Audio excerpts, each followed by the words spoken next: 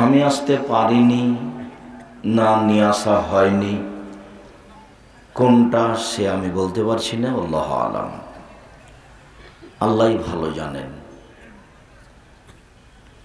তবে এ কথা আমার একাধিক দিনের যে দীর্ঘ 31 বছরে আমি কোনোদিন ধর্মের নামে কেসা কাহিনী বলিনি। দীর্ঘ 31 বছরে আমি কোনোদিন অপ্রয়োজনীয় বাক্য বলিনি। দীর্ঘ 31 বছরে আমি কোনোদিন কোনো দল মত মাযহাব কাউকে নিন্দা করে কথা বলিনি। দীর্ঘ 31 বছরে আমি কোনোদিন কোনো সরকারকে সামনে রেখে সরকার বিরোধী বক্তব্য দিইনি। দীর্ঘ 31 বছরে আমি কোনোদিন জাতির কাছে পথ খরচ পাথেও চাইনি। আল্লাহে আল্লাহর কসম, আল্লাহে আল্লাহর কসম, আমার জানা অনুযায়ী আমি নিজস্ব কোনো স্বার্থ নিয়ে কোনো পদক্ষেপ কোনো পা ফেলি তা আমার মনে বলে না। আমার মনে এটাই বলে যে এইটা আমার দিনের স্বার্থে, নিজস্ব স্বার্থে নয়, এইটা আমার বিবেচনায় আসে। সম্মানিত দিনী ভাই বোন, অনেক দিন পরে হলেও আপনাদের এখানে এসে প্রারম্ভে আল্লাহর শুকরিয়া আদায় করি, আলহামদুলিল্লাহ। আপনাদের উপস্থিতি অনেক অনেক বেশি। আমার দিনী বোনেরাও অনেক। জানি না জামিয়া সালাফিয়া ডাঙ্গিপাড়া আপনাদের থেকে কত দূরে, কেন যে যান না, ওখানে যে যেতে কি সমস্যা তা তো আমি বুঝতে পারি না। এদেশের সবচেয়ে উন্নত মানের ব্যতিক্রম ভিন্ন ধরনের প্রতিষ্ঠান জামিয়া সালাফিয়া ডাঙ্গিপাড়া পাওয়া, রাজশাহী জামিয়া সালাফিয়া রূপগঞ্জ নারায়ণগঞ্জ ঢাকা, দুই প্রতিষ্ঠানে প্রায় 4000 ছেলে মেয়ে আছে। 250 জন শিক্ষক শিক্ষিকা, প্রায় সবাই আবাসিক। জামিয়া সালাফিয়া ডাঙ্গিপাড়া পাওয়া রাজশাহীর মসজিদটি 90% জমির উপরে অবস্থিত, যার একতলায় 3000 মুসাল্লি একসাথে সালাত আদায় করতে পারবে। আগামী পরশু রোজ শুক্রবার মার্চের 4 তারিখ জামিয়া সালাফিয়া রূপগঞ্জ নারায়ণগঞ্জ ঢাকায় একটি মসজিদের উদ্বোধন হবে। মসজিদটি অবস্থান করবে 200 শতক জমির উপর ইনশাআল্লাহ, যার একতলায় 10,000 মানুষ একসাথে সালাত আদায় করতে পারবে ইনশাআল্লাহ। জামিয়া সালাফিয়া রূপগঞ্জ নারায়ণগঞ্জ ঢাকা অবস্থান করে প্রায় 50 বিঘে জমির উপর। জামিয়া সালাফিয়া তেঘরা বিরল দিনাজপুর প্রায় 15 বিঘে জমির উপরে 11ই মার্চ রোজ শুক্রবার উদ্বোধন হবে বলে আমরা আশা করছি ইনশাআল্লাহ। জামিয়া সালাফিয়া 6 মাইল বাবুগঞ্জ বরিশাল এবছরের জানুয়ারিতেই চালু হয়েছে। আরও অন্যান্য প্রতিষ্ঠান মর্মে আপনাদের ভালোবাসা অনেক অগাধ। আমি যাওয়ার জন্য অত অনুরোধ করিনি, তবে দেখতে গেলে আমি খুশি হই। আমি যেটা জোরালো দাবি অনুরোধ জানিয়েছি সেটা হলো একটু দোয়া, একটু মুখে বলা যে আল্লাহ তুমি জামিয়া সালাফিয়া কবুল করো। আমার মনে বড় স্বাদ এদেশের মাটিতে উন্নত মানের শিক্ষা প্রতিষ্ঠান গড়ে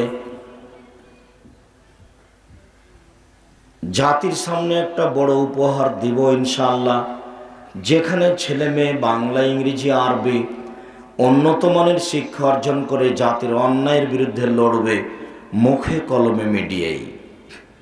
মুখে আমরা আছি, কলমে মাসিক আল ইতেসাম পত্রিকার 50টা প্রশ্নের উত্তর সহ জাতির মুখপত্র পত্রিকা হিসাবে, জামিয়া সালাফের মুখপত্র পত্রিকা হিসাবে একাধিক লেখকের মাধ্যমে 10 জন মুফতির মাধ্যমে নিয়মিত মাসিক আল ইতেসাম পত্রিকা বের হচ্ছে বলে আপনারা অবগত। জানি না আপনার কতটুকু ভালোবাসা আছে তার সাথে। আমরা মিডিয়াতে আছি, অনলাইন আল ইতেশাম টিভি, অনলাইন আল ইতেশাম টিভি জামিয়া সালাফের পক্ষ থেকে। তাতে আমরা দিন প্রচার করে থাকি, প্রশ্ন উত্তর দিয়ে থাকি কোরআন ও সহিহ হাদিসের মাধ্যমে। এছাড়াও আমরা আপনাদের সামনে বিভিন্নভাবে কলমে আছি, বই পুস্তক সহ। মুখে ও কলমে কোনো দিন আল্লাহে আল্লাহর কসম, আল্লাহে আল্লাহর কসম, আল্লাহে আল্লাহর কসম, দীর্ঘ 30 বছর থেকে 31 বছর থেকে আমি কোনো দিন মুখে ও কলমে অপ্রয়োজনীয় কেশা কাহিনী বলেছি, কোনো বক্তব্য বলেছি, কলমে লিখেছি, এর ব্যাপারে আমার কোনো অবগতিতে নেই। লেখিনি বলে আমার চূড়ান্ত দাবি। মুখ ও কলম দুটেই জাতিকে এমনভাবে পেশ করার চেষ্টা করেছি জাতি অন্তত ধর্মের ব্যাপারে যেন ফাঁকে না পড়ে। ধর্মের নামে জাতিকে ফাঁকি দিয়ে আমি পরকাল হারাতে রাজি নই। সম্মানিত দিনী ভাই বোন, ইবাদতের জগতে সবচেয়ে দামি ইবাদত সিয়াম, রোজা। আমরা আলোচনায় সিয়াম বলবো, রোজা নয়। কেন? রোজা আর সিয়াম এক নয়। সিয়াম শব্দের আবিধানিক অর্থ হচ্ছে বিরত থাকা, আর শরীয়তের পরিভাষায় সিয়াম হচ্ছে ফজরের আজান থেকে নিয়ে সূর্য ডুবা পর্যন্ত খাওয়া পান করা, স্ত্রী মিলন, যাবতীয় অপছন্দ কর্ম ও কথা থেকে বিরত থাকার নাম সিয়াম। আর রোজা মানে উপবাস থাকা। অমুসলিমও উপবাস থাকে, কাজেই রোজা এবং সিয়ামের মধ্যে কোনো সমতা নেই। যেমনভাবে সলাত এবং নামাজের মধ্যে কোনো সমতা নেই। নামাজ মানে উপাসনা করা, আর সলাত মানে বিশেষ প্রার্থনা। ঠিক তেমনি জাহান্নাম এবং দোজকের মধ্যে কোনো সমতা নেই। জাহান্নাম মানে যেখানে সর্ব ধরনের শাস্তি আছে, আর দোজক মানে নরক। ঠিক তেমনি জান্নাত এবং বেহেশতের মধ্যে কোনো সমতা নেই। জান্নাত মানে হচ্ছে যেখানে সর্ব ধরনের শান্তির ব্যবস্থা আছে, আর বেহেশত মানে স্বর্গ। ঠিক তেমনি আল্লাহ এবং খোদার মধ্যে কোনো সমতা নেই। আল্লাহ হচ্ছে আল্লাহর বিশেষ নাম, আর খোদা, খোদ মাঝে নিজ আর আমানে এসেছে, নিজে এসেছে। কবে এসেছে? কাল এসেছে। তাহলে পরশুদিন আল্লাহ ছিলেন না। নাউজুবিল্লাহ মিন যালিক। কাজে আপনি দিনরাত বললেও মানুষ বক্তব্যের পরে হাত উঠিয়ে শেষ শব্দ, শেষ বাক্য খোদা হাফেজ। সারা দুনিয়ার মানুষ যদি বলে খোদা হাফেজ, তবু খোদা শব্দ ব্যবহার করা যাবে না, আল্লাহই করতে হবে। উল্লেখ্য যে আল্লাহ শব্দটি কোরআনেও আছে, হাদিসও আছে। খোদা শব্দটি কোরআনেও নেই, হাদিসও নেই। জান্নাত শব্দটি কোরআনেও আছে, হাদিসও আছে। বেহেশত শব্দটি কোরআনেও নেই, হাদিসও নেই। জাহান্নাম শব্দটি কোরআনেও আছে, হাদিসও আছে।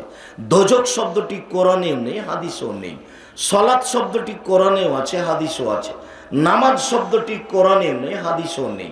সিয়াম শব্দটি কোরআনেও আছে, হাদিসও আছে।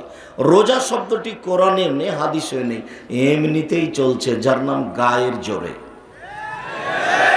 এটা চাঁপাইনবাবগঞ্জের ভাষাতে বলা যায় গায়ের জোরে। চললে আর কি করার আছে? আমি চেষ্টা চালাচ্ছি জাতি যেন, জনগণ যেন, মুসলমান যেন নবীর মুখের শব্দটা ব্যবহার করে। নবীর মুখের শব্দটা ব্যবহার করলে খারাপ হবে? তো আপনারও তো চটে যাওয়ার কি? আপনি কেন এত খেপে গেলেন? কে বলেছে নামাজ চলবে না? এভাবে না বললেও তো আপনি পারেন। আপনি তো বলতে পারেন যে অবশ্য নামাজ বলার চেয়ে আর সলাৎ বলা ভালো, এ বললেও তো হয়। আমি যদি বলি আপনাকে, বলি নয় বলেছি, নামাজ শব্দ কোরআন হাদিসে ব্যবহার করবেন আজ থেকে কিয়ামত পর্যন্ত সময় থাকলো। আমি তো 30 বছর আগে বলেছি সাদ্দাদের কাহিনী মিথ্যা, প্রমাণ করে না কেন কেউ? আমি তো 25-30 বছর আগে বলেছি যে কোরআন শরীফ লেখা যাবে না, কোরআন মাজিদ লিখতে হবে, কেউ বের করে না কেন? আমি তো 25-30 বছর আগে বলেছি এ দেখেন দোয়া খাতমে কোরআন, এক পৃষ্ঠা লেখা আছে একটা দোয়া। একটা বাক্য যদি আল্লাহর নবীর প্রমাণ হয় আমি আর কোনোদিন বক্তব্য দেব না। এটা তো তাহেরপুর পাশেই থাকি, জামিয়া সালাফির নিকটেই। বাড়ি আমার চাঁপাই নবাবগঞ্জ রাজশাহী হলেও রাজশাহীতে থাকে, আপনার বাড়ির পাশেই থাকে, খুব একটা দূরে থাকি না। কোনো একদিন যদি এটা নবীর দোয়া বলে প্রমাণ হয়ে যায় আমার জীবদ্দশায়, সেদিন থেকে আমি আর জাতির সামনে অন্তত বক্তব্য দিতে আসবো না। দীর্ঘদিন থেকে আপনাকে বলে আসছি যে ধর্মের নামে মিথ্যা কথা আছে, ধর্মের নামে রোজাও মিথ্যা কথা আছে, সিয়াম পালনও আছে। আজকের অতীব গুরুত্বপূর্ণ আলোচনা হচ্ছে নফল সিয়াম। বুঝতে হবে নফল রোজা ইবাদতের জগতে সবচেয়ে দামি ভিন্ন ধরনের ব্যতিক্রম ইবাদত হচ্ছে সিয়াম। যদিও ইবাদতের জগতে সবচেয়ে শক্তিশালী পাওয়ারফুল ক্ষমতাধর ইবাদত হলো দান। পৃথিবীতে দানের চেয়ে শক্তিশালী ইবাদত নেই। দান এমন একটা ইবাদত যে একজনের থেকে আরেকজনের কাছে পার হয়ে যায়, যেইটা অন্য কোনো ইবাদত পারে না। রাসূল সাল্লাল্লাহু আলাইহি সাল্লাম বলেন, ইন্না সাদকাতা সিররে তুতফিউ গাযাবার রাব্বে, গোপনে দান করলে আল্লাহর রাগ মিটে যায়। আপনি চুরি করেছেন, জেনা করেছেন, আপনার উপর আল্লাহ ক্ষেপে আছেন, মরলেই জাহান্নাম। তো আপনি দান করলেন, তখন এটা মিটে গেল, ওটা শেষ। রাসূল সাল্লাল্লাহু আলাইহি ওয়াসাল্লাম বলেন, ইন্না সাদকাতা তুতফিউ হাররাল কবুরে, নিশ্চয় দান কবরের শাস্তিকে বন্ধ করে দেয়। দেখেন, একটা থেকে আরেকটা ঘটিয়ে দিতে পারে। আপনি আপনার মায়ের নামে দান করলেন, কবরের শাস্তি বন্ধ হয়ে গেল। যেটা সিয়াম রোজা পারে না, যেটা সালাত নামাজ পারে না, যেটা হজ পারে না, যেটা তাসবিহ তাহলিল জিকির আজকার পারে না, কিন্তু দান পারে। রাসূল সাল্লাল্লাহু আলাইহি ওয়াসাল্লাম বলেন, ইন্না সাদকাতা তুতফিউল খাতিয়াতা কামা ইতফিউল মাউন নারা, নিশ্চয় দান মানুষের পাপকে মিটিয়ে দেয়, আগুন পানি যেমন আগুনকে নিভিয়ে দেয়। এইভাবেই রাসূল সাল্লাল্লাহু আলাইহি ওয়াসাল্লাম বলেন। আমি একজন অনুবাদক, 1450 বছর পূর্বে রাসূল সাল্লাল্লাহু আলাইহি সাল্লাম এভাবে বলেছেন, ওটা আমি আপনাকে বাংলা করে দেখাচ্ছি। তিনি বলেছেন, আস-সাদকাতু বুরহান, দান হলো দলিল। এই জমি আমার, প্রমাণ এই যে দলিল। এই বাড়ি আমার, প্রমাণ এই যে দলিল।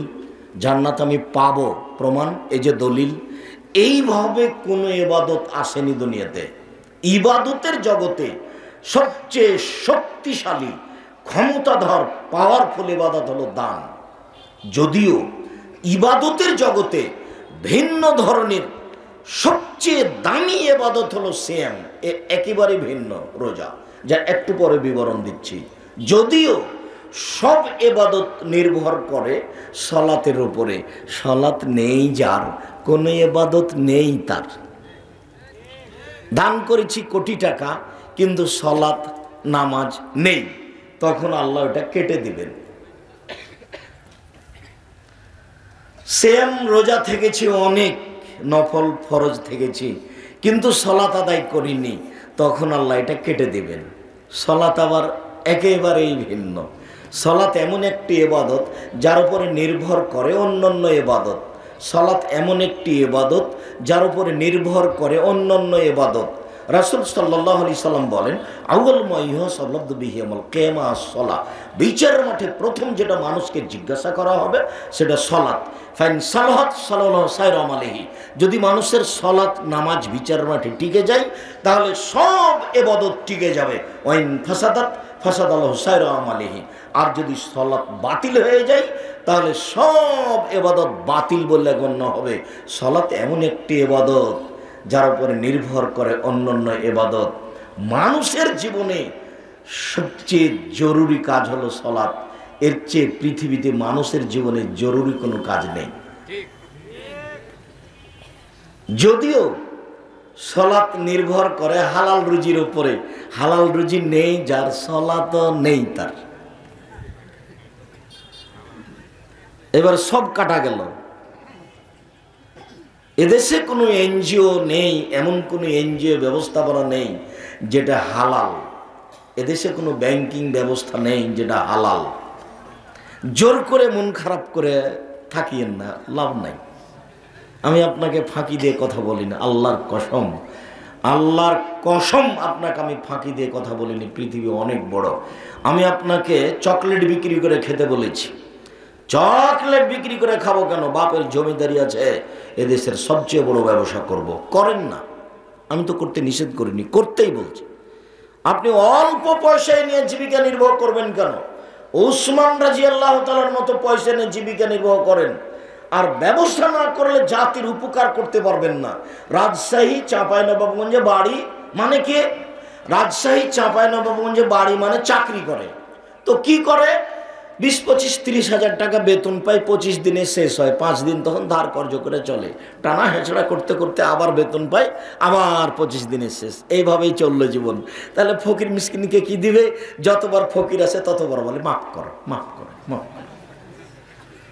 ফকির মিসকিন কমই খারেজি মাদ্রাসায় দান করতে হলে ব্যবসা করতে হবে, কোটি কোটি টাকা ইনকাম করতে হবে। পায়ে হেঁটে যেতে হবে বা ঘোড়ায় বা উঠে 600 কিলোমিটার পথ। তোমরা কিছু সহযোগিতা করো, তাবুকের যুদ্ধে যেতে হবে। ওমর বললেন অর্থ সম্পদের অর্ধেক দিলাম। হাদিস সহিহ।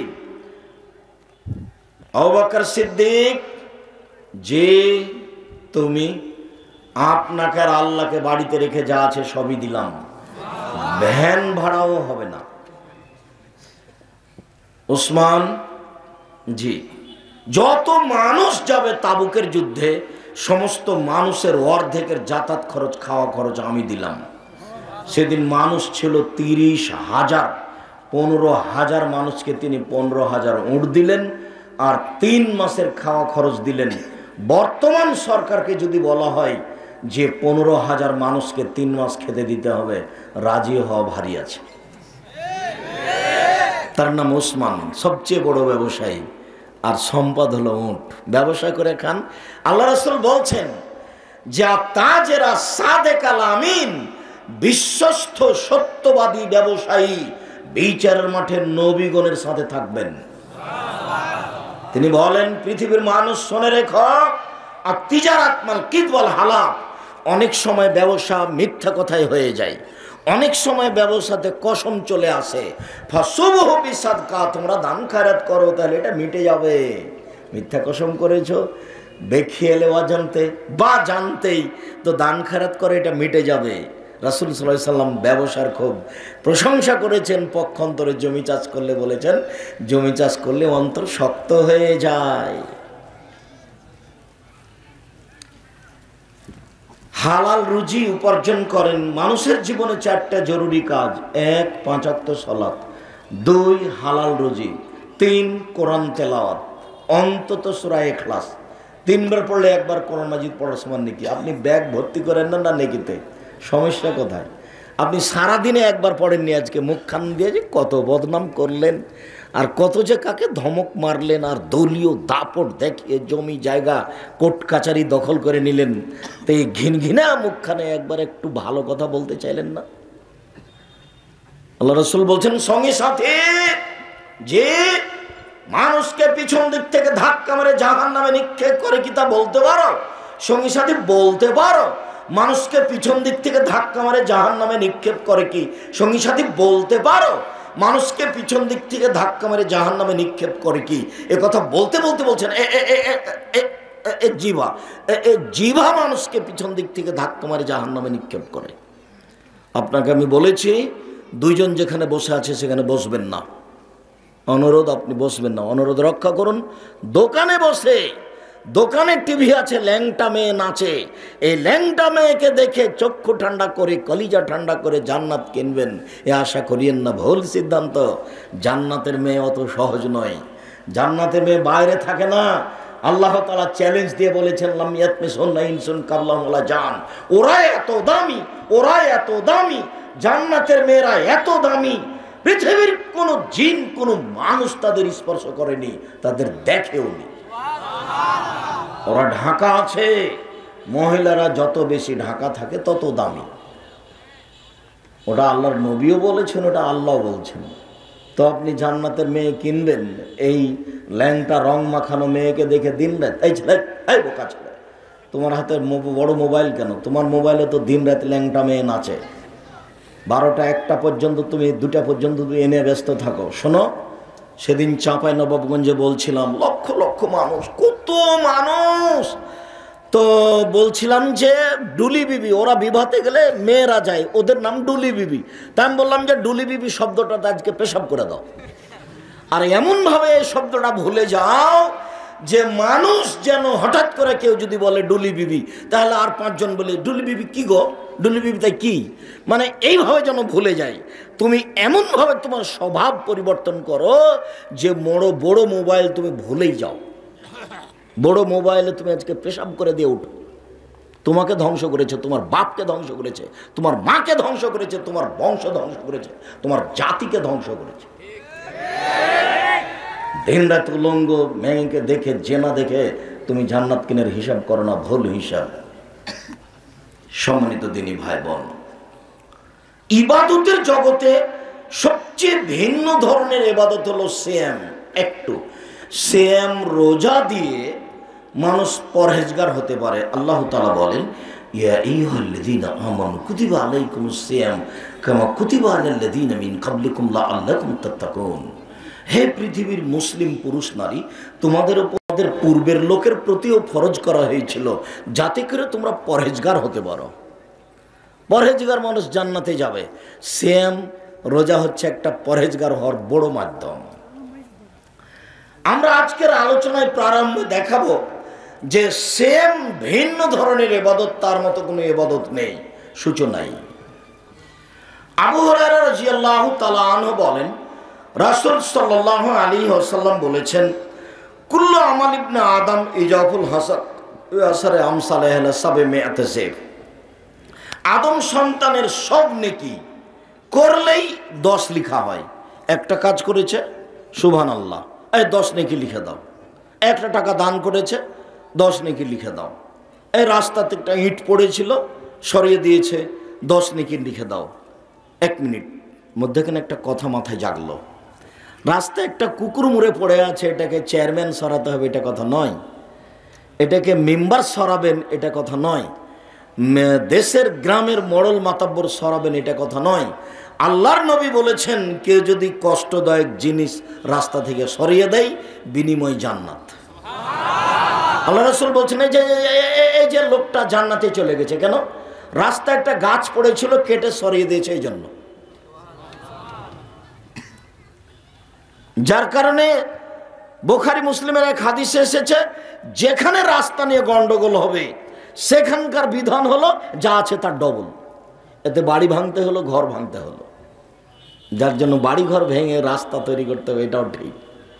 যার জন্য কিয়ামত পর্যন্ত হরতাল করে রাস্তা বন্ধ করা চিরদিনের জন্য হারাম। রাস্তার সাথে রাসূল সাল্লাল্লাহু আলাইহি ওয়াসাল্লামের কোনো আপোষ নেই। আর রাস্তা নিয়ে আল্লাহ রাসূল অনেক আলোচনা করেছেন, লম্বা আলোচনা। রাস্তা মুহাম্মদ সাল্লাল্লাহু আলাইহি ওয়াসাল্লামকে না নিজে জানি, না কাউকে জানতে দেখি, না চেষ্টা করি। মনে করি যে আমাদের নবী ছিলেন মুহাম্মদ সাল্লাল্লাহু আলাইহি ওয়াসাল্লাম, বাস এই পর্যন্ত। শোনেন, জোর করে পৃথিবীতে বসবাস করার চেষ্টা করিয়েন না, হযরতের নার বিশ্বাস। এই ছেলে, যারা আপনারা দায়িত্ব পালন করছেন, জনগণ অনেক বেশি, কন্ট্রোল করা আপনাদের পক্ষে সহজ নাও হতে পারে। এরপরে আপনারা আজকে বক্তব্য শুনবেন না, সম্ভবপর চেষ্টা করেন পরিস্থিতি কন্ট্রোল রাখার। যারা আপনারা আমাকে দেখতে পাচ্ছেন, দিনী ভাই বোন যারা দেখতে পাচ্ছেন না, সবাইকেই আমরা স্ব স্থানে বসে হোক দাঁড়িয়ে হোক, জায়গা থাকলে বসবেন, সম্ভব না হলে দাঁড়িয়ে থাকবেন। তবে জায়গা বসার মতো আছে, তারপরে দাঁড়িয়ে আছেন, এটা জায়েজ নয়। আমি সূচনায় এই কথা বলিনি এই জন্য যে আপনাদের জায়গার তুলনায় উপস্থিতি অনেক বেশি হয়তো বা, যার কারণে ওই কথা না বলে আমি আমার আলোচনায় আছি। আপনারা দিনী ভাই বোন যারা যেখানে আছেন, আমাকে দেখতে পান আর না পান, এমনভাবে এক পায়ে দাঁড়িয়ে এমনভাবে বসে আলোচনা শুনুন যাতে করে পাখি মনে করে আপনি পাথর। কোথাও থেকে কোনো শব্দ, বলে মানুষের সহযোগিতা করার চেষ্টা করবেন না, হাতের ইশারা করে মানুষকে সহযোগিতা করার চেষ্টা করবেন, বসার জন্য অনুরোধ করবেন। আপনার বিরক্তির আসে আগেই আমরা আলোচনা শেষ করব ইনশাআল্লাহ। কাজে আপনি দয়া করে আমাদেরকে কোনো কাজ দেখায়েন না যে আমি এই কাজটা করে আসি, একটু চা খেয়ে আসি, আর এখন আপনি চা খেতে যাবেন কেন? এটা কোন স্বভাব? এমনি তো আমি দোকানে আড্ডা পিটতে আপনাকে কঠিনভাবে নিষেধ করলাম। আমি তো চাচ্ছি যে জীবনে আর কোনোদিন আপনি দোকানে আড্ডা পিটবেন না। আপনি যে দোকানে বসে গল্প করছেন, তো একজন বলছে যে অমুক খারাপ, তখন আপনি বলে ফেলেন হ্যাঁ ঠিকই বলেছে, যে আসলেই খারাপ। আপনি জান্নাত জানতো, এখন দেখি তাহাজ্জুদ পড়ে, ওর হাত ধরে ক্ষমা না নাইলে আর ক্ষমা হবে না। এটা বিচারের মাঠে নেকিতে বুঝিয়ে দিতে হবে। তাহাজ্জুদ পড়েছেন, হজ করেছেন, যা করেছেন, বিচারের মাঠে ওকে দিয়ে খালি জাহান্নামে চলে যেতে হবে। ব্যাগটা খালি করে ওকে দিয়ে চলে যেতে হবে, এর নাম বদনাম, সাবধান। সম্মানিত দিনী ভাই বোন, বলছিলাম আদম সন্তানের প্রত্যেক নেকিকে 10 লিখা হয়, বাড়াতে বাড়াতে আরো 700। তবে সব নেকিকেই আল্লাহ ফেরেশতা লিখতে বলেন, ফেরেশতাকে লিখতে বলেন। সুবহানাল্লাহ বলেছেন, এই ফেরেশতা নেকি লিখে দাও। দান করেছেন, এই ফেরেশতা নেকি লিখে দাও। সালাত আদায় করেছেন, এই ফেরেশতা নেকি লিখে দাও। কাল আল্লাহ তাআলা, আল্লাহ তাআলা বলছেন ইল্লা সম, তবে সেম ফাইনালি সেম আমার ব্যাপার, ওয়ানা আজিজেহি, প্রতিদান আমি দিব। সেমের কোনো নেকি এরকম নেই, সেম পালন করে 10-20 নেকি পাবেন এরকম নেই। সেমের কোনো নির্ধারিত নেকি নেই। রোজা থাকলে যে আপনি 5, 10, 5, 500, 200 নেকি পাবেন এরকম নয়। সেমের প্রতিদান এরকম নেই। আল্লাহ তাআলা বলেন সেম আমার ব্যাপার, প্রতিদান আমি দিব। কি দিবেন? জান্নাত দিবেন। উনি তো জান্নাত দেওয়ার জন্য প্রস্তুত করেছেন। হাদিসে কুদসি আবু হুরায়রা রাদিয়াল্লাহু তাআলা আনহু বলেন, রাসূল সাল্লাল্লাহু আলাইহি সাল্লাম বলেছেন, আল্লাহ তাআলা বলেন আদাতু লিবাদিয়াস সালিহিনা, আমি আল্লাহ ভালো দাস দাসী পুরুষ নারী, সৎ পুরুষ নারীর জন্য এমন জান্নাত তৈরি করেছি, এমন উন্নত মানের পদার্থ দিয়ে আমি জান্নাত তৈরি করেছি, জান্নাতে এমন ব্যবস্থাপনা আমি দিয়েছি, মা সামিয়াত অজনুন, কান কোনোদিন শোনেনি, আমার আতায়নুন, চোখ কোনোদিন দেখেনি, অমা খাতারা বেকাল বেবাসার, মানুষের অন্তর কোনোদিন ভাবতে পারেনি জান্নাত থাকা খাওয়ার জায়গা এত উন্নত মানের হতে পারে। মানুষ দেখেছে আগ্রার তাজমহল, মানুষ দেখেছে ইরাকের ব্যাবিলনের ঘণ্টা, মানুষ দেখেছে কলিকাতার হাওড়ার ব্রিজ, মানুষ দেখছে ফ্যাক্স মেশিন, মোবাইল, আরও কিছু। এর পরেও জান্নাত এর চেয়ে ভিন্ন, যেটা মানুষ ভাবতে পারে না থাকা খাওয়ার ব্যবস্থা এত উন্নত মানের হতে পারে। আল্লাহ তাআলা বলেন আমি মানুষের থাকা খাওয়ার জন্য জান্নাত প্রস্তুত করে রেখেছি আমার ভালো পুরুষ নারীর জন্য। তারা যদি সিয়াম পালন করে আমি এইটা দিয়ে দিব। আপনি সুবহানাল্লাহ বললেন নেকি পাবেন, 5, 10, 50, 100 পাতা ভর্তি পাবেন। আপনি হজ করলেন নেকি পাবেন, অনেক নেকি পাবেন। আপনি কোরআন মাজিদ পড়লেন, অনেক নেকি পাবেন। আপনি সূরা ইখলাস 3 বার পড়লেন, একবার কোরআন মাজিদ পড়ার নেকি পেয়ে গেলেন, অনেক নেকি। সব নেকি আল্লাহ ফেরেশতাকে লিখতে বলবেন। কিন্তু আপনি যদি সিয়াম রোজা থাকেন, এই নেকি আল্লাহ কাউকে লিখতে বলবেন না। আপনাকে আমি বুঝাতে অক্ষম সিয়াম কি জিনিস। ইবাদতের জগতে সবচেয়ে ভিন্ন ধরনের ব্যতিক্রম দামি ইবাদত হলো সিয়াম। আব্দুল্লাহ ইবনে আমর রাদিয়াল্লাহু তাআলা আনহু বলেন, রাসূল সাল্লাল্লাহু আলাইহি ওয়াসাল্লাম বলেছেন, আসিয়ামু আল কোরআনু ইয়াসফানিল আবদি ইয়াউমাল কিয়ামা, বিচারের মাঠে সিয়াম এবং কোরআন আপনার পক্ষে কথা বলবে। পক্ষে কথা বলাটা অনেক বড় সুবিধা। তাহেরপুরের একটা ভ্যান চালক রাজশাহী শহরে গেছে, তাই এদিকের ভ্যান ওদিকে ঢোকা নিষেধ হয়তো বা, তখন পুলিশ ধরে ওকে পিটাচ্ছে। তো তাহেরপুরে সে একটা সুপরিচিত মানুষ গাড়ি নিয়ে যাচ্ছিল, আমাদের গ্রামের ছেলেটাকে পিটাচ্ছে। তো গাড়ি থেকে নেমে কি হয়েছে, তো পুলিশ বলছে স্যার স্যার এ আমাদের এলাকা উল্টা এলাকায় এসেছে, এর জন্য পিটাচ্ছি, আর ছেড়ে দাও। তো হাতাহাতি ছেড়ে দিল। তো এই লোকটা তার জন্য কত উপকারী ও কি বুঝতে পেরেছে? তার মানে ওর পক্ষে কথা বলাটা তার জন্য কত সুবিধা। তো দুনিয়াতে যদি এত সুবিধা হয়, বিচারের মাঠে যে আমার পক্ষে কথা বলবে সে আমার কত সুবিধা। আপনাকে আমি কি দিয়ে বুঝাই, ও আমার কত বড় জিনিস। যেসব জিনিসগুলি আপনার পক্ষে কথা বলবে তার একটি গুরুত্বপূর্ণ জিনিস হচ্ছে সেম, তার একটি গুরুত্বপূর্ণ জিনিস হচ্ছে কোরআন। কোরআন ওয়াজিদ আপনার পক্ষে কথা বলবে। তার একটি গুরুত্বপূর্ণ জিনিস হচ্ছে আঙ্গুলে তাসবি গণনা করা। আঙ্গুল আপনার পক্ষে কথা বলবে, তবে তাসবি দানা বলবে না। যদি আপনার তাসবি দানা 1000 দানার হয়, তবু 1000 দানার তাসবি আছে হাতে, আবার মেশিনে তাসবি, সুবহানাল্লাহ, মেশিন টিপে দিল। মুহাম্মদ সাল্লাল্লাহু আলাইহি সাল্লামকে অপমান করা। আল্লাহর নবী বলেছেন আঙ্গুলে তাসবি গণনা করতে হবে। সুবহানাল্লাহ, আলহামদুলিল্লাহ, আঙ্গুল বিচারের মাঠে কথা বলবে, আল্লাহ আমার মাধ্যমে তাসবি গণনা করেছে, তুমি একে মাফ করে দাও। বিচারের মাঠে আপনার পক্ষে কথা বলবো ওইসব ছেলে মেয়ে যেগুলো যুবক হওয়ার আগে মারা গেছে, যার জন্য বেশি ছেলে মেয়ে নেবেন, সিদ্ধান্ত বাতিল। মাত্র একটা ছেলে একটা মেয়ে, সিদ্ধান্ত বাতিল, আজ থেকে চিরদিনের জন্য বাতিল। ছেলে মেয়ে 5-10টা হলে 2-1টা মারা যাবে, আর ছেলেই আপনার মাত্র 2টা, কয়টা মরে কয়টা থাকে, এই হিসাবই বাতিল। এমন শক্তভাবে ছেলে মেয়ে দাঁড়াবে বিচারের মাঠে যারা বাল্য অবস্থায় মারা গেছে, যতক্ষণ পর্যন্ত আপনার ব্যাপারে জান্নাত ঘোষণা না হয়েছে ততক্ষণ পর্যন্ত তর্ক বিতর্ক চালিয়ে যাবে আপনার ছেলে আল্লাহর সামনে। এ কথা আমি বলিনি, এ কথা মুহাম্মদ সাল্লাল্লাহু আলাইহি সাল্লাম বলেছেন। অতএব এত বড় সুবিধা নিলে ছেলে মেয়ে বেশি নিতে হবে। 8-10টা ছেলে মেয়ে হবে, তার মধ্যে 2-1টা মারা যাবে। যেমন আপনারা 10-12 ভাই বোন, তার মধ্যে 7টা আছেন, 5টাই মারা গেছে, 8টা আছেন, বাকি মারা গেছে। এরপরে আপনার মা আজও রান্না করে দিতে পারে, আপনার স্ত্রী পারে না। ফকির মিসকিনকে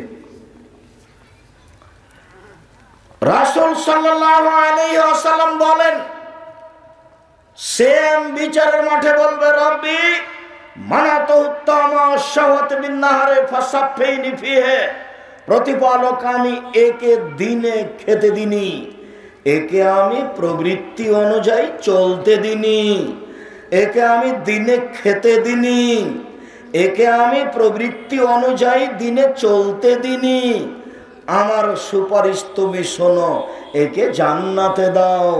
ফয়সফানে কথা মেনে নেওয়া হবে। আল্লাহ বলবেন, ঠিক আছে শ্যাম, তোমার আমি কথা মেনে নিলাম, অতএব এ লোক জান্নাতে যাক, যাও। আল্লাহ শ্যাম রোজাকে বলবে যে ঠিক আছে তোমার কথা আমি মেনে নিলাম।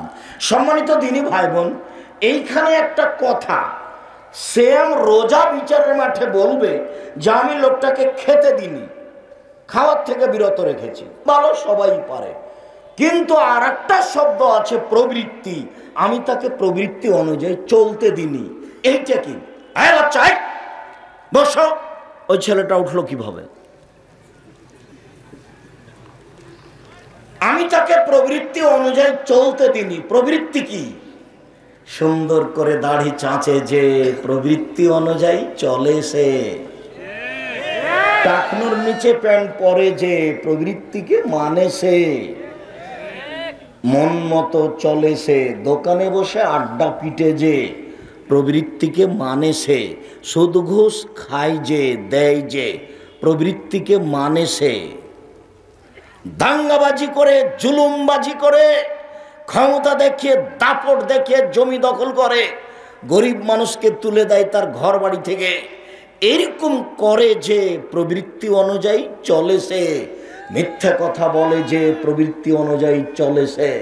বদনাম করে যে প্রবৃত্তি অনুযায়ী চলে সে। মিথ্যা সাক্ষী দেয় যে, বলছে যে আমি 2 চোখে মারতে দেখেছি, অথচ ওর ছিলই না। প্রবৃত্তি অনুযায়ী চলে সে, প্রবৃত্তি অনুযায়ী চলে যে জাহান্নামে যাবে সে।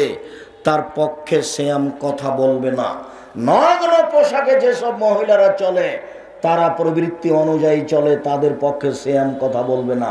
তারা সিয়াম থাকে না, তারা রোজা থাকে। রোজা মানে উপবাস থাকা। গালি দিলেই কি, নগ্ন থাকলেই কি, মাথায় কাপড় দিলেই কি আর না দিলেই কি, ছোট ব্লাউজ পরলেই কি আর না পরলেই কি, ওর স্বামীও কাপুরুষ, ওর বেটারাও কাপুরুষ, কারো গায়ে ইসলামিক কোনো আত্মমর্যাদা নেই। বুঝে না ওরা, চোখ অন্তর আছে বুঝে না, দেখেও দেখে না ওরা, চক্ষু আছে দেখে না, শোনেও শোনে না ওরা, কান আছে শোনে না। উলাইকা কালানাম, তারা পশু প্রাণীর মতো, তারা গরু ছাগলের মতো, তারা কুকুর শৃগালের মতো, বালহুম আযাল, বরং তার চেয়ে খারাপ। এ কথা আল্লাহ বলছেন। তার মানে আপনার স্ত্রী রাস্তাঘাটে নগ্ন পোশাকে চলে, আপনাকে খারাপ লাগে না, আপনার বিবেচনা আছে বললে কে বলেছে? আপনার বিবেচনা আছে কে বলেছে? বল হিসাব। আল্লাহ বলছেন আপনি পশু প্রাণীর মতো, আপনি গরু ছাগলের মতো, আপনি কুকুর শৃগালের মতো। আমি বলিনি, এ কথা আল্লাহ বলছেন। আমার উপরে রাগ করে কোনো লাভ নেই। কথা আমাকে ফিরিয়ে নিতে হবে না ইনশাআল্লাহ, তবে আমি মানুষ, আমি ভুলের ঊর্ধ্বে নই।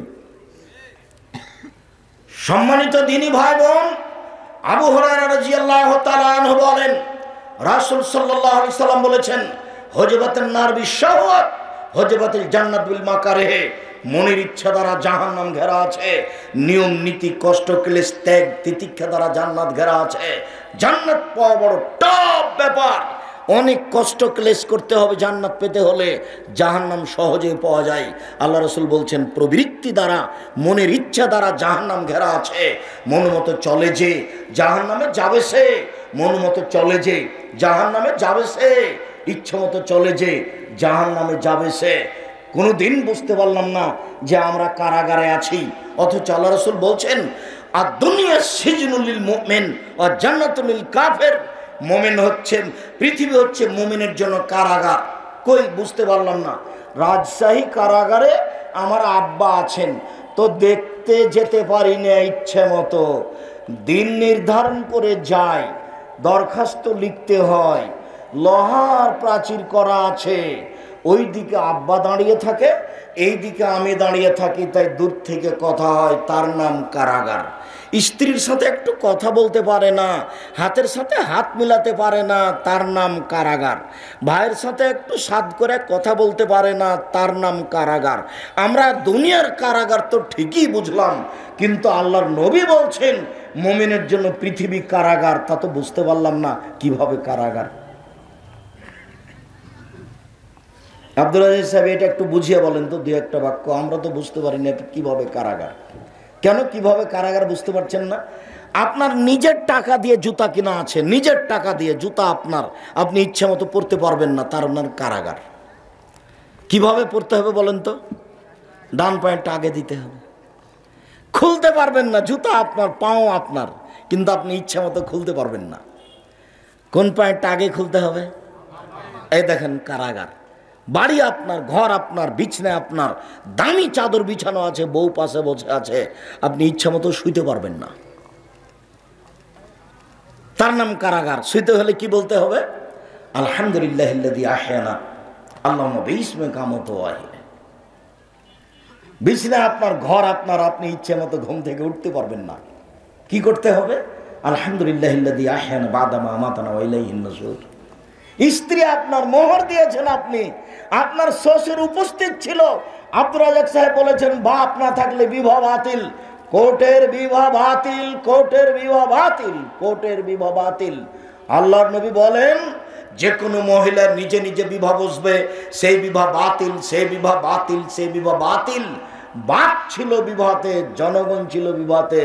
বৈধ বউ নিয়ে এসেছি, আমি বইয়ের সাথে মিলনে যেতে পারবো না, আমার ইচ্ছায় আমাকে যেতে হবে, মুহাম্মদ সাল্লাল্লাহু আলাইহি সাল্লামের ইচ্ছায়। কেন? আমি কারাগারে আছি, আমার ইচ্ছা চলে না। আমাকে বলতে হবে বিসমিল্লাহ আল্লাহুম্মা জান্নিবনা শায়তান ওয়া জান্নিবি শায়তান মা রাযাকতানা, তাছাড়া আমি যেতে পারি না। মানুষ যায়, যে মানুষ হুঁচলা, সেই জন্য যায়। বিবেচনা করা প্রয়োজন মনে করে না, ধর্মের দাম দেওয়া প্রয়োজন মনে করে না। আমি আর আপনি এমনি বেঁচে আছি পশু প্রাণীর মতো, একটু আগে যেটা শুনলাম, বুঝেও বুঝে না ওরা অন্তর আছে বুঝে না, দেখেও দেখে না ওরা চক্ষু আছে দেখে না, শোনেও শোনে না ওরা কান আছে শোনে না। কান ছিল শোনা দরকার, চক্ষু ছিল দেখা দরকার, অন্তর ছিল বোঝা দরকার। তো বলছে বুঝবে না কেন? ও পশু প্রাণীর মতো থাকবে।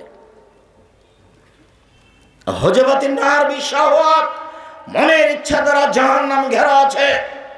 ত্যাগ তিতিক্ষা নিয়ম নীতি কষ্ট ক্লেশ দ্বারা জান্নাত ঘেরা আছে। জান্নাত সহজ নয়। সম্মানিত দিনী ভাই বোন, আমি আপনাদেরকে জান্নাত যেহেতু মানুষের জন্য আল্লাহ সৃষ্টি করেছেন, জান্নাত যেহেতু আমাদের জন্য সৃষ্টি করেছেন, অতএব আমাদেরকে জান্নাত নিতেই হবে যে কোনো মূল্যে। জীবন বাজি রেখে জান্নাত দখলের জন্য প্রাণপণে চেষ্টা চালিয়ে যাবো ইনশাল্লাহ। বাড়ি গাড়ি জমি জায়গা অর্থ সম্পদ আত্মীয় স্বজন সব বিলীন করে দিতে পারি, কিন্তু জান্নাত দখল করব না এই সিদ্ধান্ত আমরা নিতে পারি না।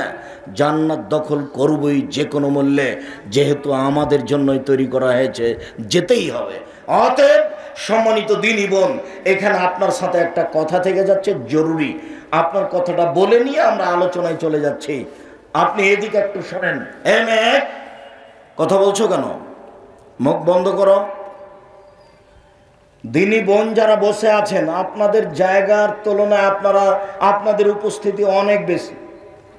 আপনার গায়ের উপর দিয়ে আর একজন চলে গেলে আপনি মুখ খুলবেন না, একবারে চুপচাপ পাথরের মতো বসে থাকেন। আপনার সাথে আমরা দু একটা জরুরি কথা বলা প্রয়োজন মনে করছি। এইদিকে লক্ষ্য করেন, কথা বন্ধ করেন, এইদিকে লক্ষ্য করেন। আল্লাহ রাসূল বলছেন, মহিলারা যদি 4টা কাজ করতে পারে তাহলে জান্নাতে চলে যাবে। জান্নাতের সব দরজা খোলা, 8টা দরজায় খোলা, যেটা দিচ্ছে সেটা দিয়ে যাক। 4টা, এরকম সুযোগ পুরুষের জন্য নেই, এরকম সুবিধা পুরুষের জন্য নেই। 1, সলাত খামসাহা, 5 ওয়াক্ত সলাত আদায় করলো। 2, সমাজ সাহারাহা, রমজান মাসের শ্যাম রোজা থাকলো। 3, আতাত বালাহা, স্বামীকে মেনে চললো। 4, আহসানাত ফারজাহা, জেনায় লিপ্ত হলো না, এবার তার জন্য জান্নাতের সব দরজা খোলা। আব্দুর রাজাক সাহেব, আপনি আমাদের দিনী ভাই, আপনার কথা আমরা বুঝি। 4টা কাজ করলে জান্নাত পাওয়া যাবে, এ কথাই ঠিক। প্রথম 2টা সহজেই পারি। আমরা 5 ওয়াক্ত সালাত আদায় করি, আমরা রমজান মাসে রোজা সিয়াম থাকি, তবে স্বামীকে মেনে চলতে পারি না এই জন্য যে তার মুখ খারাপ, ও গালি দেয়, ও মারে। ভুলেও কোনোদিন স্ত্রীকে মারবেন না, গালি দিবেন না, মুখ খারাপ করবেন না। পৃথিবীতে এর চেয়ে কোনো শান্তি তৃপ্তির বস্তু আল্লাহ পৃথিবীতে দেননি।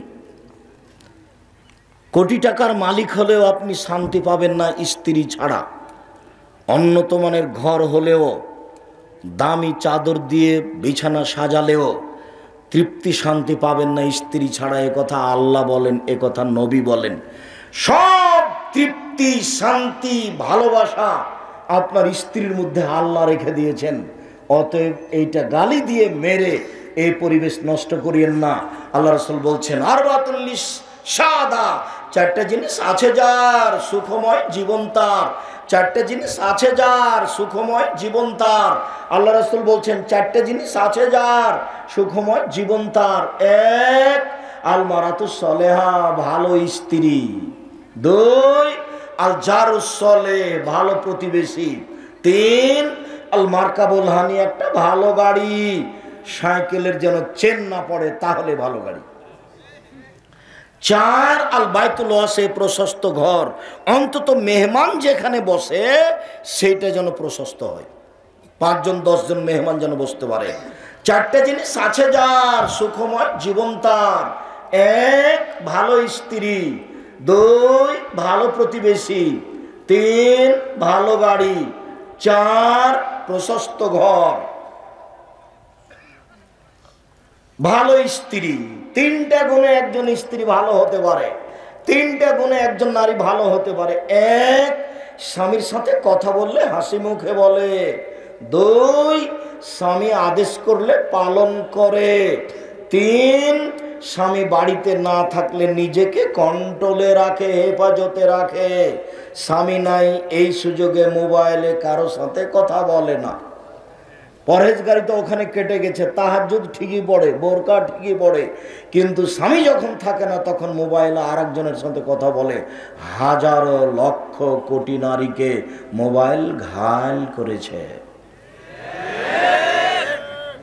তওবা করে এখান থেকে ফিরে আসতে হবে। প্রথম বাক্য মনে রাখতে হবে, দুর্ঘটনা ছাড়া, জরুরি কিছু ছাড়া মোবাইল ব্যবহার করতে হবে না।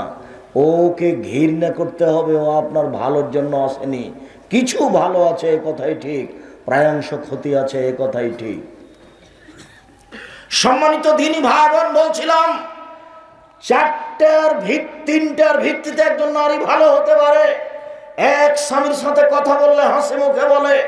দুই, স্বামী আদেশ করলে পালন করে। আপনাকে একটা কথা বলছি এখানে মধ্যে, স্ত্রীকে আদেশ করবেন, নিজে নিজে জুতা খুঁজবেন না, নিজে নিজে স্যান্ডেল খুঁজবেন না, নিজে নিজে জামা খুঁজবেন না, নিজে নিজে চিরুনিখান খুঁজবেন না। নইলে আপনার স্ত্রী মনে করবে আমার উপরে রাগ করেছে, সেজন্য বলে না। আপনি বলবেন, খালেদা চিরুনিটা দেখে নিয়ে আসো তো, খালেদা ওই জামা কোথায়, এখানে নিয়ে আসো তো জামাটা, এক গ্লাস পানি নিয়ে আসো। আল্লাহর নবী এভাবেই বলতেন, আয়েশা জি নাবিরুল খুমরা মিনাল মসজিদ, মসজিদ থেকে জায়নামাজটা দাও। তখন আয়েশা বলছেন, আরে আমি তো ঋতুবতী, আমার হাইজ হয়েছে।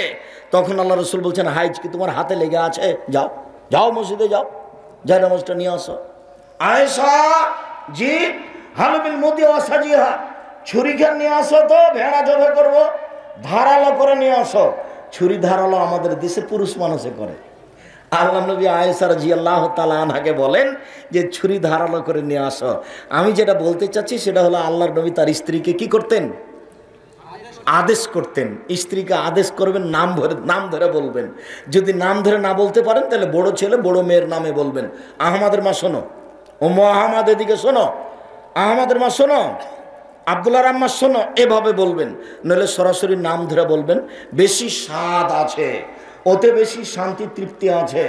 গালি দিবেন না, কখনো নয়, কখনো কটু কথা বলবেন না। একবার যদি বলেন ঠোঁট মোটা, তাহলে 10 বছর আপনাকে ভালোবাসবে না।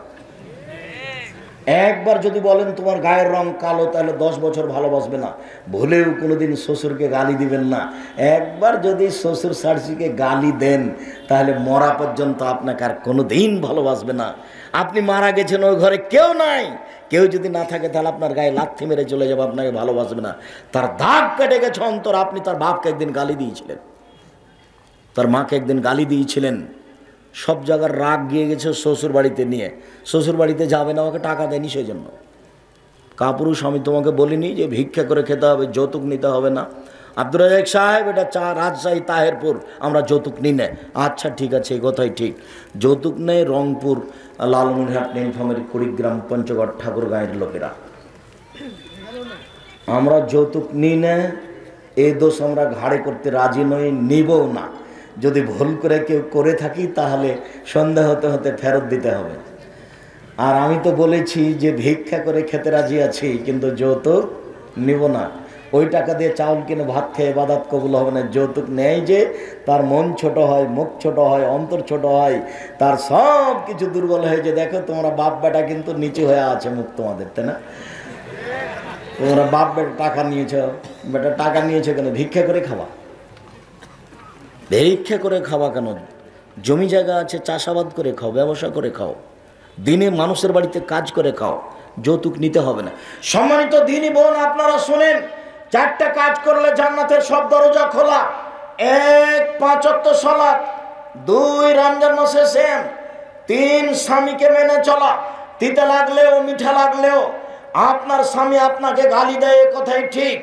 আপনার স্বামী আপনাকে মারে, এ কথাই ঠিক।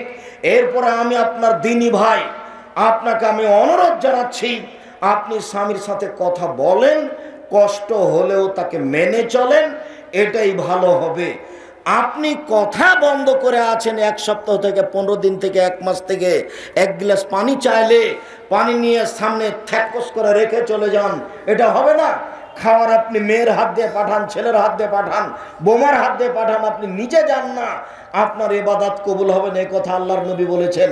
অতএব আপনি খোলা তালাক করে ভিন্ন হয়ে যান, আর না হলে কষ্ট হলেও তার সাথে চলেন। আমি আপনার দিনী ভাই আপনাকে কষ্ট করে চলার জন্য অনুরোধ জানাচ্ছি। এই সংসার ত্যাগ করে আর এক জায়গাতে গেলে সেইটা ভালো হবে এটা বলা যায় না। অতএব স্বামীকে মেনে চলুন, তিতা লাগলেও মিঠা লাগলেও। 4, জেনায় লিপ্ত হবেন না। আব্দুর রাজ্জাক সাহেব, ছাত্রী জীবনে জেনা ঘটে গেছে, এখন কি করব বলেন? আজ থেকে আপনি জেনা বন্ধ করেন, মোবাইলে কথা বন্ধ করেন, জান্নাতুল মাওয়া পাওয়া যাবে। আল্লাহ তাআলা বলেন, পৃথিবীর মানুষ শুনে রাখো,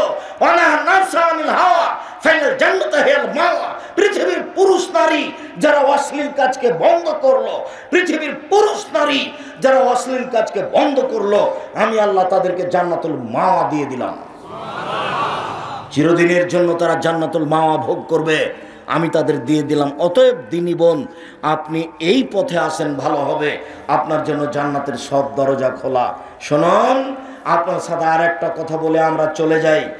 সেটা হচ্ছে এই জাহান্নাম যখন আল্লাহর নবী দেখলেন, তখন দেখলেন শুধু নারী, নারী আর নারী।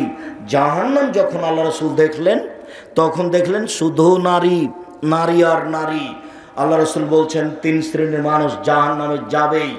1, মদমিনুল খামর, যারা নিয়মিত বিড়ি, ইচ্ছা করলে কি করতে পারো?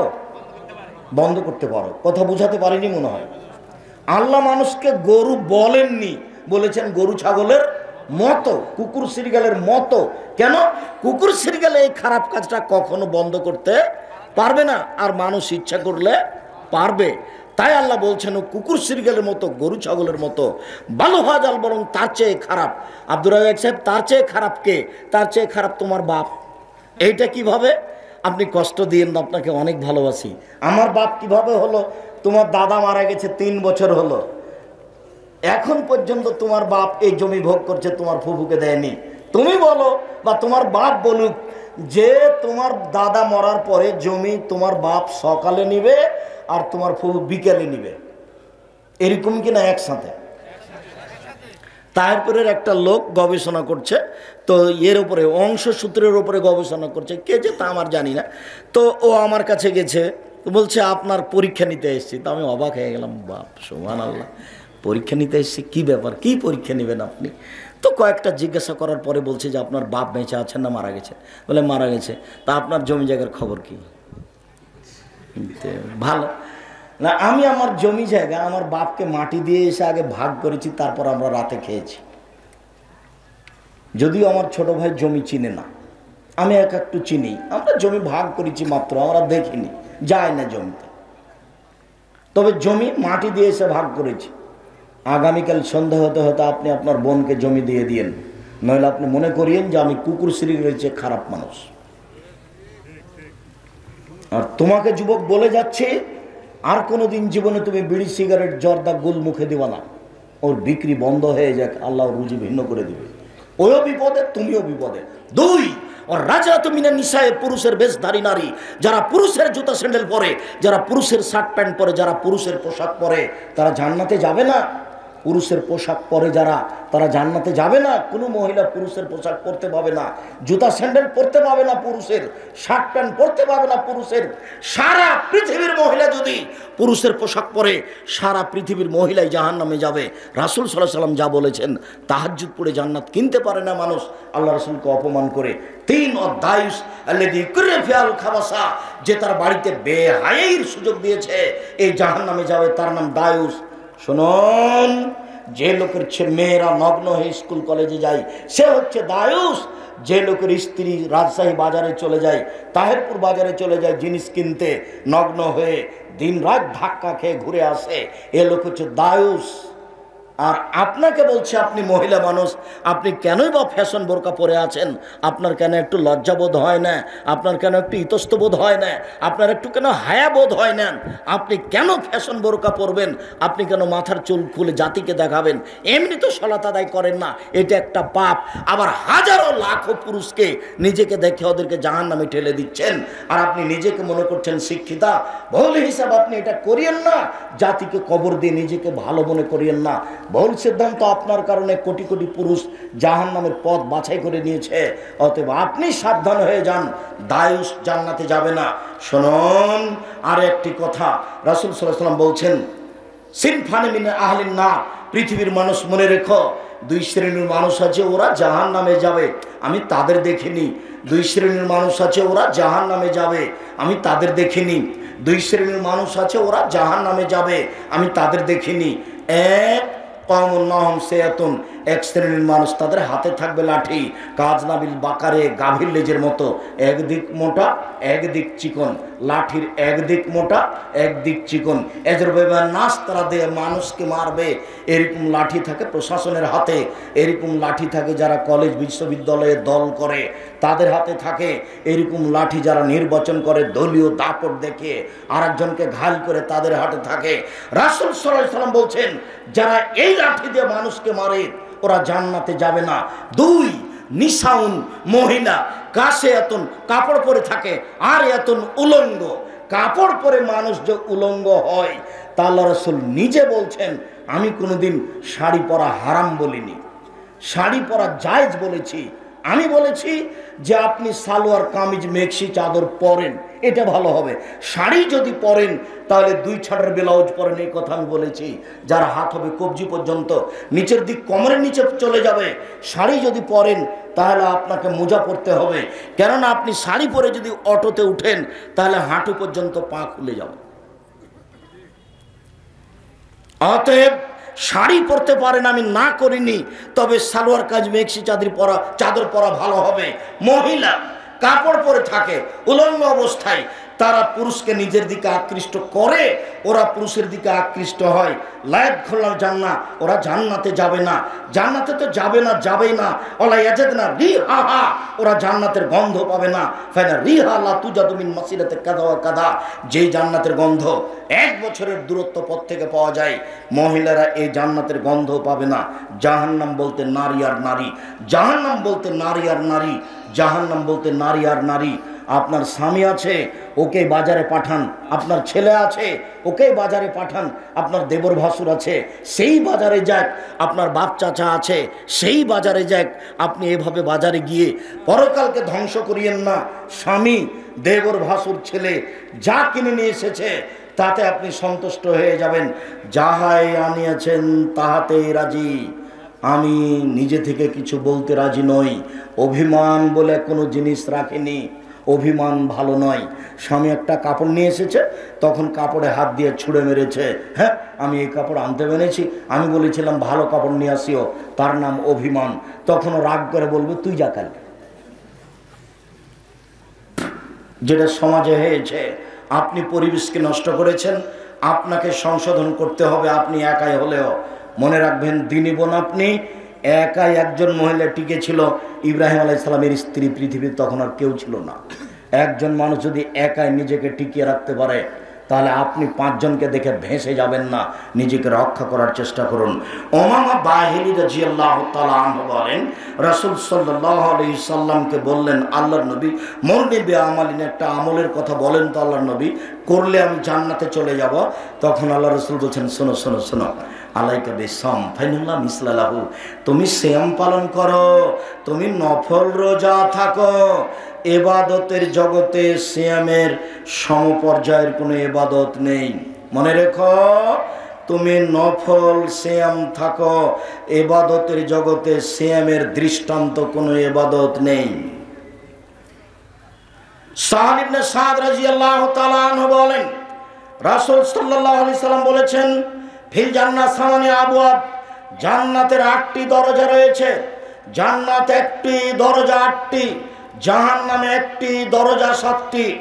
জান্নাত 1টি দরজা 8টি, জান্নাতের 8টি দরজা রয়েছে, তার একটির নাম হচ্ছে রায়ান।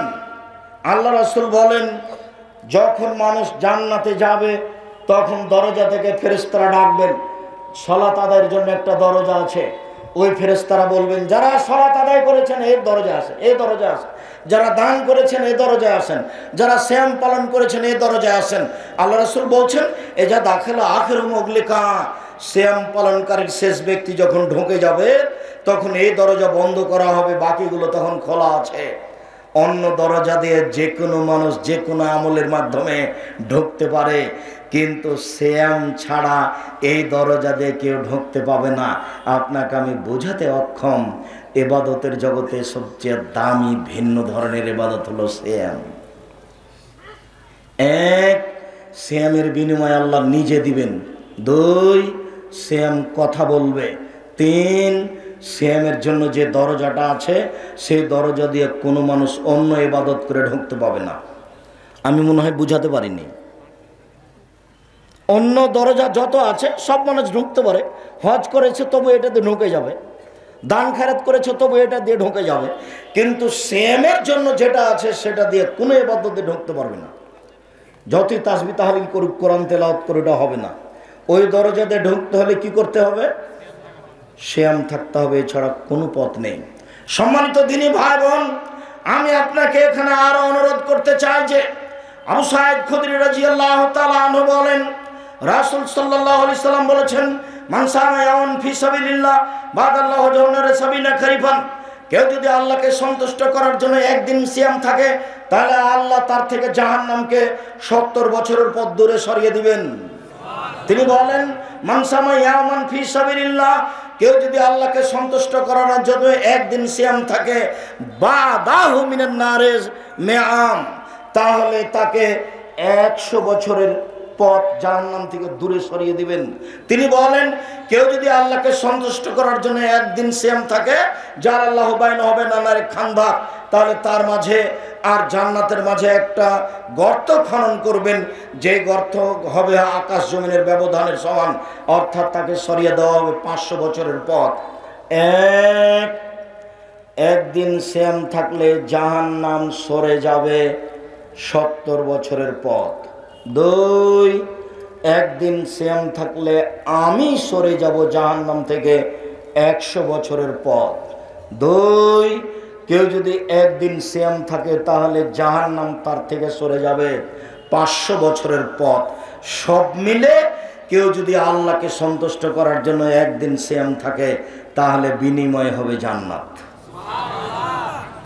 এবার নফল কয়েকটা সিয়াম, এক খেলে চেয়ে থাকবেন। দিনী বোন, আপনাকে আবার বলছি, আপনি কথা বন্ধ করেন। বন্ধ করো বলতে বলতে তুমি কথা বলতে লাগলে কোন শরমে? আমি যে বলছি তুমি কথা বন্ধ করো। দিনী বোন, আপনি কথা বন্ধ করেন। আপনার জন্য এসেছি, আপনার জন্য এসেছি। আপনার কিছু না কিছু উপকার করবই করবো ইনশাআল্লাহ। আর তোমাকেও বলছি যুবক, এক খেলে চেয়ে থাকো, কারো গায়ে হাত দিয়ে এই সময়ে মজাক করার চেষ্টা করিও না, কাউকে চিমটি কাটিও না।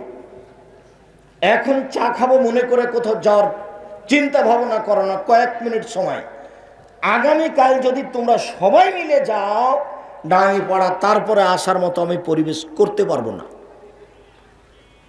অতএব ধৈর্যের পরিচয় দাও, কথার দাম দিতে শিখো, নিজেও সফল হবে, আর একজনকে সফল করতে পারবে। সম্মানিত দিনী ভাই বোন, আবু হুরায়রা রাদিয়াল্লাহু তাআলা আনহু বলেন, রাসূল সাল্লাল্লাহু আলাইহি সাল্লাম বলেছেন, আফজালুস সাওমে বাদা রমাজান শাহরুল্লাহিল মুহররম ওয়া আফজালুস সালাতি বাদাল ফারিজা সালাতুল লাইলে। রমজানের পরে সবচেয়ে দামি সিয়াম হলো মুহররমের সিয়াম। ফরজ সালাতের পরে সবচেয়ে দামি সালাত হলো রাতের সালাত মুহররম। রাসূল সাল্লাল্লাহু আলাইহি সাল্লাম মদিনায় আসলেন, দেখলেন মদিনার লোকেরা সিয়াম পালন করছে। তিনি বললেন, তোমরা মুহররমের 10 তারিখে সিয়াম থাকো কেন? তখন মদিনার লোকেরা বলল, ইন্নাহু ইয়াউমুন আযীম, এই দিনটা হলো খুব বড় দিন। কেন? আনজাল্লাহু তাআলা ফীহি মূসা ওয়া কওমাহু, এই দিনে আল্লাহ মূসা এবং তার সম্প্রদায়কে বাঁচিয়ে দিয়েছেন। ওয়া গাররাকা ফিরআউন ওয়া কওমাহু, আর আল্লাহ তাআলা এই দিনে ফিরআউন এবং তার সম্প্রদায়কে কুলজুম সাগরে ডুবিয়ে দিয়েছেন, নীল নদীতে নয়। এই দিনে আল্লাহ ফিরআউনকে এবং তার সম্প্রদায়কে কুলজুম সাগরে ডুবিয়ে দিয়েছেন।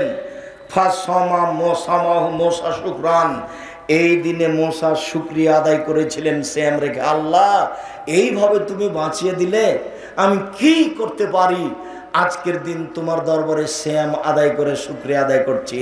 না না না সমূহ, যার কারণে আমরা ইহুদি আমরাও সেদিনে শুকরিয়া আদায় করি শ্যাম পালন করে।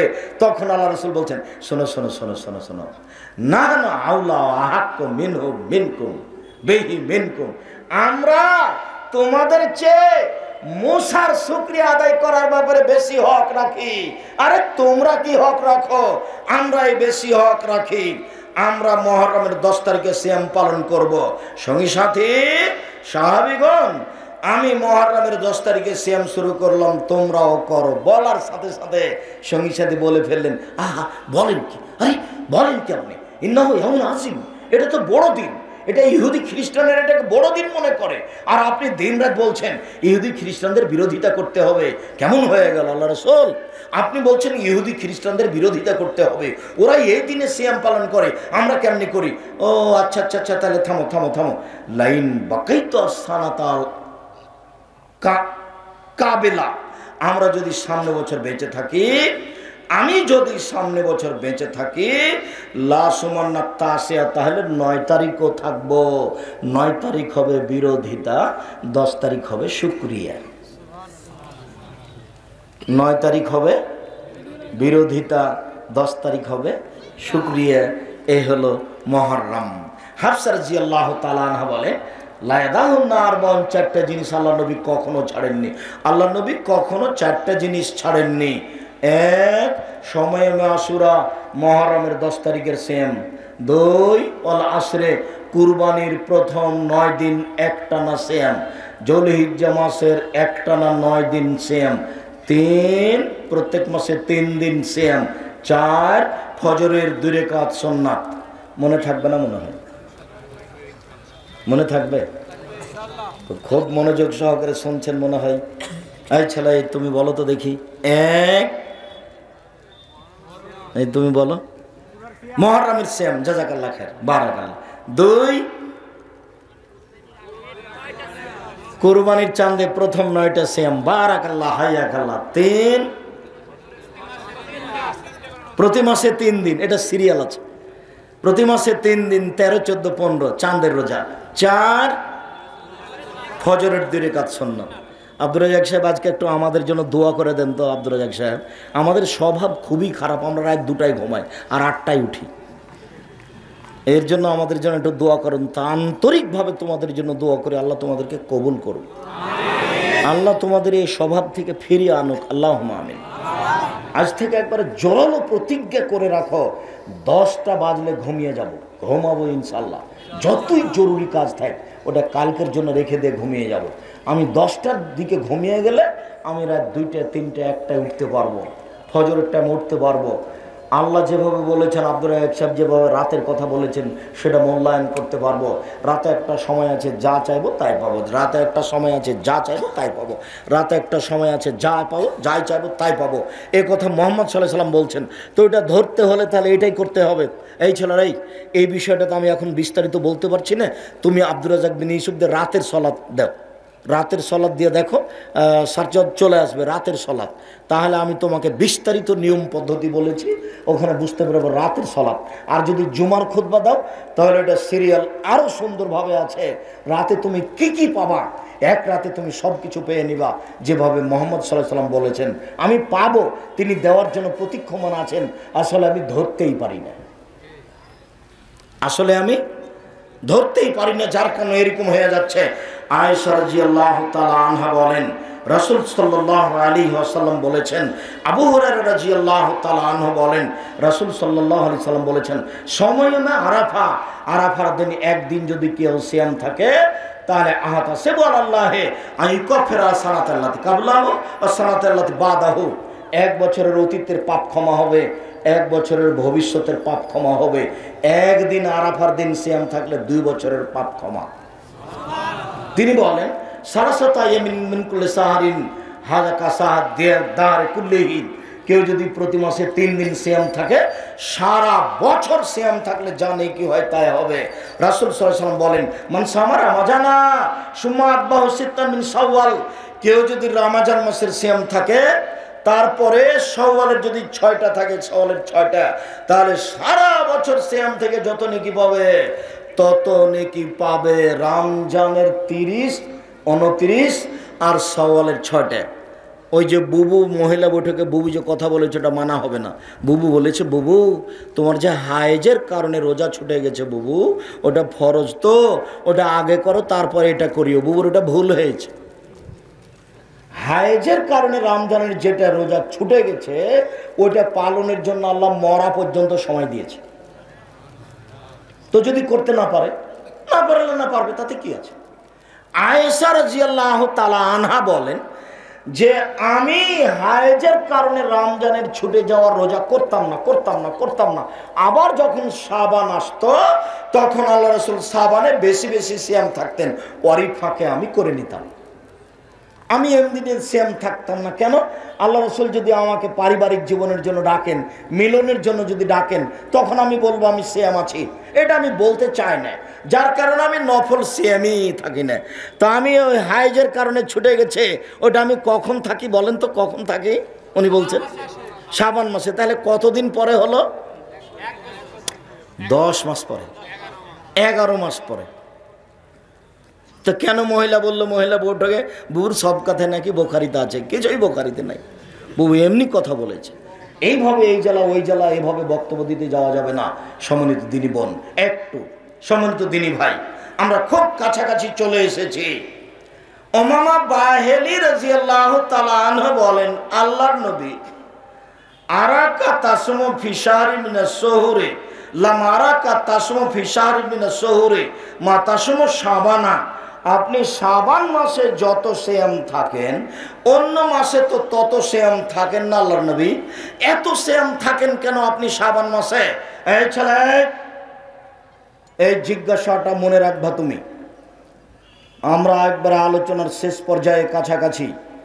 তুমি একবারে কথাকে কোটি টাকা দাম দিয়ে মূল্যায়ন করো। জিজ্ঞাসাটা ভালো করে বুঝো তো। আল্লাহর নবী আপনি শাবান মাসে এত বেশি সিয়াম থাকেন কেন, অন্য মাসে তো এত থাকেন না? জিজ্ঞাসাটা মনে থাকবে না? আবার মনে মনে বলেন তো দেখি, তুমি বলো তো যুবক, কি জিজ্ঞাসা? আল্লাহর নবী আপনি শাবান মাসে এত বেশি সিয়াম থাকেন কেন, অন্য মাসে তো এত থাকেন না, এটা জিজ্ঞাসা। তখন তিনি বলছেন, শোনো যাকা শাহরুন, এইটা একটা মাস, মানে রজব আর রমাজান, রজব ও রমাজানের মাঝে এইটা একটা মাস, রজব ও রমাজানের মাঝে এইটা একটা মাস, রজব ও রমাজানের মাঝে এক ধরনের নাস ফিহে, মানুষ এতে গাফেল থাকে। তুরফাউল আমাল ইলা রাব্বিল আলামিন, বাৎসরিক রিপোর্ট এই মাসে পেশ করা হয়। পৃথিবীর মানুষ শুনে রেখো, মানুষের 1 বছরের পাপ নাকি এই দিনে পেশ করা হয়। অনা উহিব্ব, আমি ভালোবাসি, আইরফা আমালি ওয়ানা সাইম, আমার রিপোর্ট পেশ করা হবে তখনও দেখুক আমি সিয়াম আছি। আমার রিপোর্টের সময় আমি সিয়াম অবস্থায় দেখাতে চাই। আমার রিপোর্ট তুমি দেখো, রিপোর্টের সময় তুমি আমাকে রোজা অবস্থায় দেখো, আমি এটা চাই। সেই জন্য বেশি বেশি থাকি। আমি তো জানি না সেই দিন কোন দিন, কিভাবে ভারত বাংলাদেশ পাকিস্তানের হুজুরেরা জেনে নিল সেদিন 15ই শাবান। তাই তারা কলকারখানা, কোর্ট কাছারি, অফিস আদালত, শিক্ষা প্রতিষ্ঠান সব কিছু বন্ধ করে 15ই শাবানে সিয়াম থাকে। দিনী ভাই বোন, আপনি মনে কষ্ট নিয়েন না, এই সিদ্ধান্ত ঠিক নয়। আল্লাহর নবী ধরার জন্য এক টানা 15 দিন সিয়াম থাকতেন। কিভাবে? এক টানা 15 দিন সিয়াম থাকতেন। আপনি এইভাবে সিয়াম থাকার চেষ্টা করেন, আপনি ভালো ফল ভোগ করতে পারবেন ইনশাআল্লাহ। সিয়ামের বিনিময়ে জান্নাত হবে ইনশাআল্লাহ। সম্মানিত দিনী ভাই বোন, আপনাদেরকে 5 ওয়াক্ত সালাত আদায় করার অনুরোধ জানিয়ে, বিশেষভাবে রমজান মাসে সিয়ামের জন্য প্রস্তুতি নেবেন, শাবান মাসে বেশি বেশি সিয়াম পালন করার অনুরোধ জানিয়ে, হালাল রুজি খাওয়ার অনুরোধ জানিয়ে বলছি যে আগামীকাল পরশু এই 2 দিন জামিয়া সালাফিয়া রূপগঞ্জ নারায়ণগঞ্জের সম্মেলন।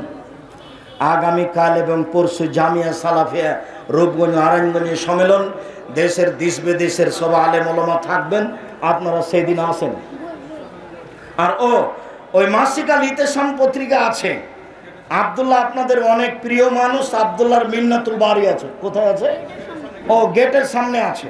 সবাই ওখানে যান, কে বড় লাভবান কে বড় ক্ষতিগ্রস্ত, আদর্শ নারী আদর্শ পরিবার।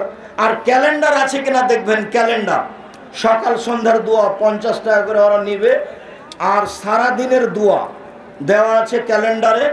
বইগুলি সংগ্রহ করবেন সবাই, বিশেষভাবে মাসিক আল ইতেসাম পত্রিকা। সম্মানিত দিনী ভাই বোন, দূর দূরান্ত থেকে এসে অনেক বড় সম্মেলন আপনারা বাস্তবায়ন করার চেষ্টা করেছেন, সফল করার চেষ্টা করেছেন। আমি খাকসার আপনাদের জন্য দোয়া করি, আল্লাহ যেন আপনাদেরকে এর বিনিময়ে যা যায় খায়ের দান করেন। প্রশাসন যারা সহযোগিতা করেছে তাদের জন্য আন্তরিকভাবে দোয়া করি। প্রশাসনের লোকের প্রতি আল্লাহ তুমি বিশেষ দয়া করো, তুমি তাদের রুজি রোজগারে বরকত দান করো। সামাজিক নেতারা, চেয়ারম্যান মেম্বার যারা আছেন, উপজেলা চেয়ারম্যান, সবাই এই সম্মেলন বাস্তবায়নের জন্য আন্তরিকভাবে চেষ্টা করেছেন। আমাদের দিনী ভাই যারা আশেপাশে বসে আছেন তারা এই সম্মেলন বাস্তবায়নের জন্য আন্তরিকভাবে চেষ্টা করেছেন। আল্লাহ তুমি তাদেরকে যা যায় খায়ের দান করো, তুমি সর্বশক্তিমান। সমস্ত দিনী ভাই বোনের সার্বিক কল্যাণ কামনা করে রাসূল সাল্লাল্লাহু আলাইহি সাল্লামের পদ্ধতি অনুযায়ী চলার অনুরোধ জানিয়ে, জামিয়া সালাফিয়ার জন্য দোয়া করার অনুরোধ জানিয়ে, গেটে সব বই পুস্তকগুলি আছে, বই পুস্তকগুলি ডান দিকে গেটে নেওয়ার অনুরোধ জানিয়ে আজকের আলোচনা এখানে শেষ করলাম।